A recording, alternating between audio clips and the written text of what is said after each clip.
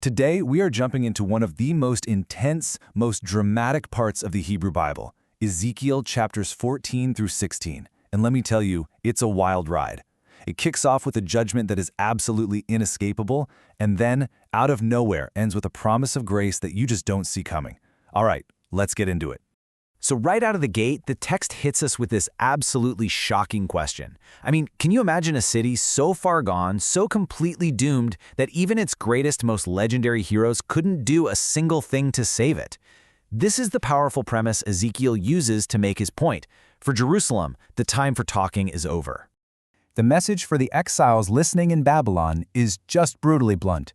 Jerusalem's fate is already sealed. And get this, the text makes this stunning claim that even if you could somehow bring back three of the most righteous men in all of history, we're talking Noah, Daniel, and Job, even their incredible goodness couldn't change what was about to happen. So here's how the prophet builds his case. He lays out these what-if scenarios. Let's say a nation has been completely and utterly unfaithful. God has made up his mind. In that situation, the text says, even if these three holy men were there praying, their prayers would only save themselves. Their righteousness is personal. It's not some kind of spiritual credit you can transfer to save a whole corrupt society. Then the text details these four devastating judgments, just one after another. First, famine. Then, ravenous wild animals. Then the sword, war. And finally, pestilence or plague.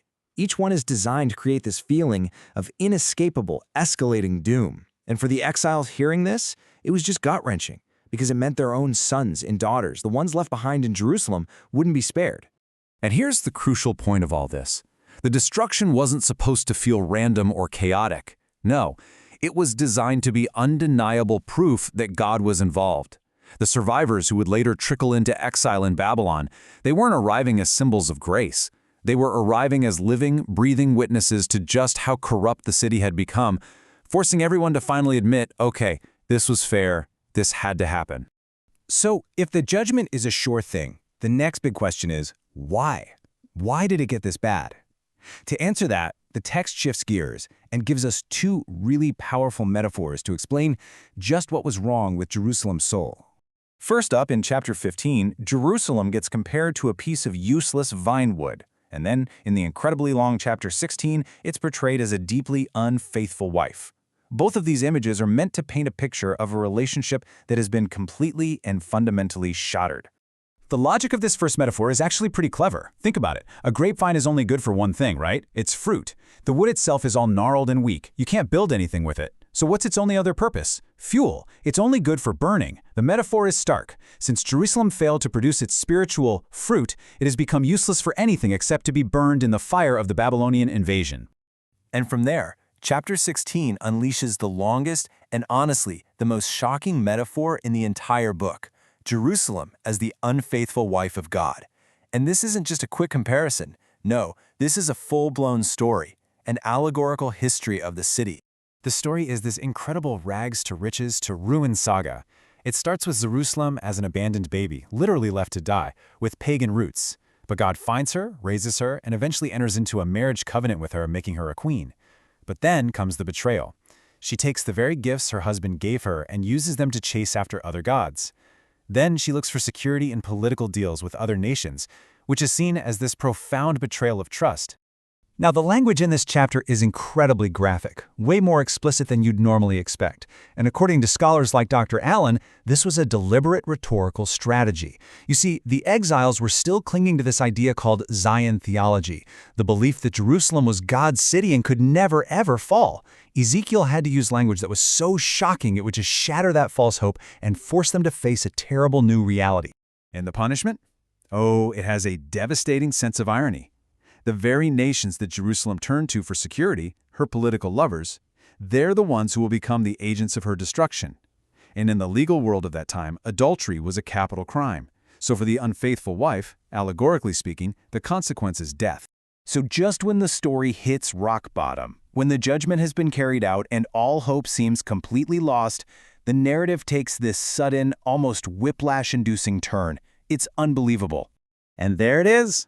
After chapters of just unrelenting doom and gloom, this one line appears, "But I will restore their fortunes."